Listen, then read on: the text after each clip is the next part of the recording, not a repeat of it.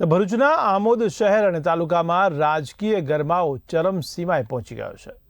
તો ભાજપ શાસિત નગરપાલિકા અને વહીવટીતંત્ર દ્વારા મતદાર યાદીમાં ગેરરીતિ અને લોકશાહીના મૂલ્યોના હનનનો આક્ષેપ કરી આમોદ કોંગ્રેસ સમિતિ રસ્તા પર ઉતરી આવી છે। ત્યારે મોટી સંખ્યામાં કોંગ્રેસના આગેવાનો અને કાર્યકરોએ આમોદ પોલીસ સ્ટેશન ખાતે હલ્લાબોલ કર્યો હતો।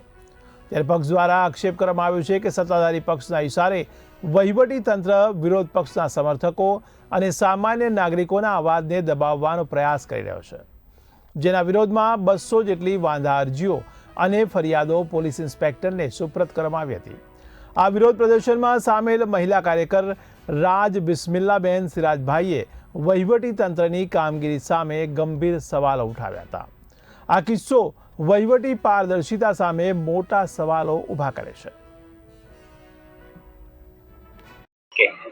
અત્યારે હાલમાં જે એસઆઈની જે કામગીરી થઈ એનીમાં વહીવટી તંત્રએ બહુ સારું એવું કામ કર્યું છે। એ બાબતે અમે વહીવટી તંત્રને શુભેચ્છા પાઠવીએ છીએ।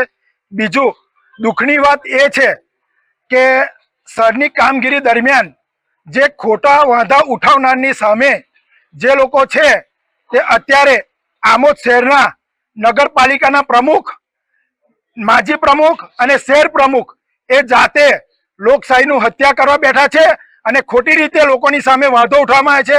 તેમજ આમોદ તાલુકામાં સુઠોદરા ગામે જે લોકોએ વાંધો ઉઠાવ્યો છે એમની સામે આજ રોજ અમે પોલીસ સ્ટેશનમાં એફઆઈઆર કરવા માટે અહીંયા હાજર થયા હતા અને એફઆઈઆરની અરજીની કોપી અમે સુપ્રત કરી છે પીઆઈ સાહેબને।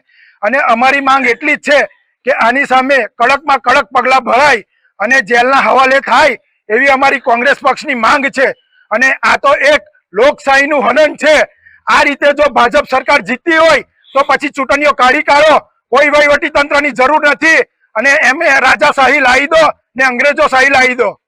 મારું નામ રાજ બિસ્મિલ્લાબેન સિરાજભાઈ છે અને હું 10-12 વર્ષથી હું આશા વર્કરનું કામ કરું છું અને આ લોકોએ મારું નામ ચૂંટણીમાંથી કાઢી નાખવાના લોકોએ પ્રયત્નો કર્યા છે।